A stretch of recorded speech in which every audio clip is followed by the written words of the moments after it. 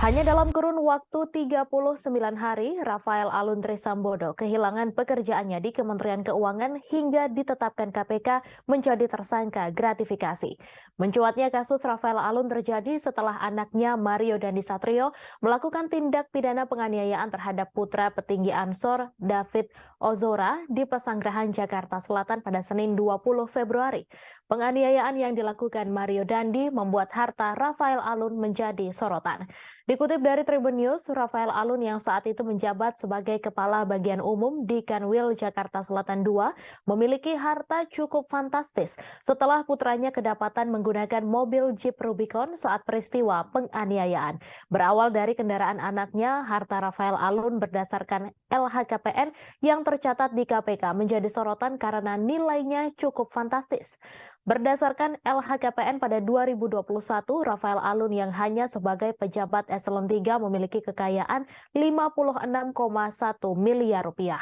Rafael Alun pun lantas dicopot dari jabatannya sebagai pejabat eselon 3 atau Kepala Bagian Umum di Kanwil Jakarta Selatan II pada Kamis 23 Februari.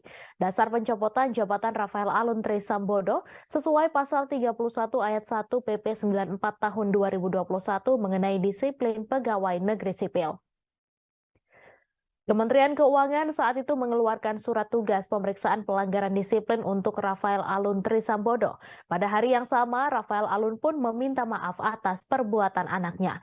Ia pun mengaku siap untuk memberikan klarifikasi soal harta kekayaan. Sempat mengajukan pengunduran diri sebagai ASN Kementerian Keuangan, justru Rafael Alun malah dipecat sebagai pegawai Kementerian Keuangan. Kementerian Keuangan melalui Inspektorat Jenderal telah menyatakan memecat Rafael Alun Trisambodo sebagai ASN Kemenkeu RI atas kasus dugaan kepemilikan harta tidak wajar. Kementerian Keuangan melalui Inspektur Jenderal Kemenkeu Awan Nurmawan Nuh menyampaikan Rafael Alun Trisambodo secara resmi telah dipecat sebagai ASN di lingkungan Kementerian Keuangan pada Rabu 8 Maret. Awan mengatakan pemecatan Rafael dilakukan setelah Kemenkeu mendapati hasil pemeriksaan audit investigasi terhadap harta kekayaan Rafael Alun Trisambodo. Awan memaparkan hasil audit investigasi yang dilakukan Kemenkeu terbukti adanya pelanggaran disiplin berat dari Rafael Alun Trisambodo.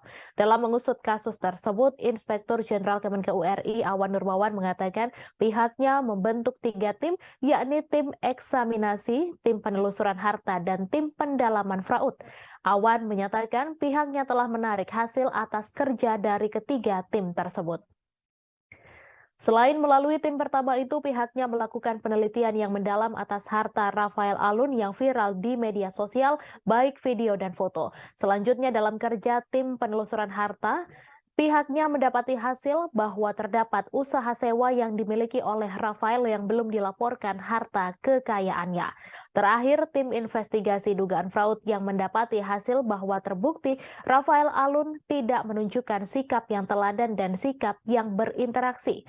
Tak hanya itu, Rafael Alun Trisambodo selama menjabat sebagai pejabat Ditjen Pajak disebut tidak patuh dalam melakukan pelaporan dan pembayaran pajak.